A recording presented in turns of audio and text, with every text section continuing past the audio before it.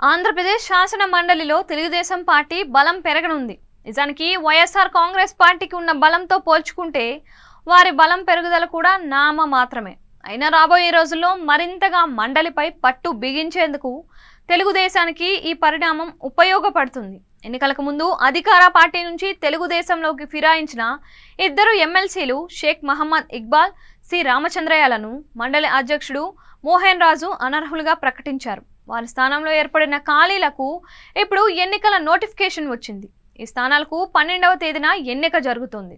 ఈ రెండు కూడా ఎమ్మెల్యే కోటాలో భర్తీ అయిన ఎమ్మెల్సీ స్థానాలు కావటంతో ఇప్పుడు తెలుగుదేశానికి అడ్వాంటేజీ కానుంది. ఆ కూటమికి ప్రస్తుతం 164 స్థానాల బలం ఉంది. దాంతో ఎమ్మెల్యేల కోటాలో ఎన్నిసార్లు ఎమ్మెల్సీ ఎన్నికలు వచ్చినా పూర్తిగా వారికే దక్కే అవకాశం ఉంది.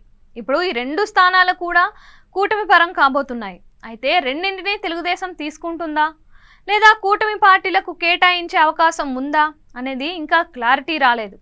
58 స్థానాలున్న ఆంధ్రప్రదేశ్ కౌన్సిల్లో ప్రస్తుతం తెలుగుదేశానికి ఉన్న బలం 8 స్థానాలు మాత్రమే. ప్రతిపక్షం వైఎస్ఆర్ కాంగ్రెస్ పార్టీకి ఏకంగా 38 సభ్యులు ఉన్నారు. 4 ఇండిపెండెంట్లు కాగా పీడీఎఫ్కు చెందిన వారు 2. 6 స్థానాలు ఖాళీగా ఉన్నాయి. ప్రస్తుతం రెండింటికి ఎన్నిక జరగబోతూ ఉండగా తెదేపా బలం 10కి పెరుగుతోంది. అయినా సరే వివాదానికి ఓటింగులకు దారి తీసే బిల్లులు ఏవైనా సరే మండలి ఆమోదం పొందడం వారికి కష్టమే. వైసీపీ బలాన్ని దాటి వారు మండలిలో తమ కూటమికి ఎప్పటికీ క్లియర్ మెజార్టీ సాధించగలరు అనేది ముఖ్యం.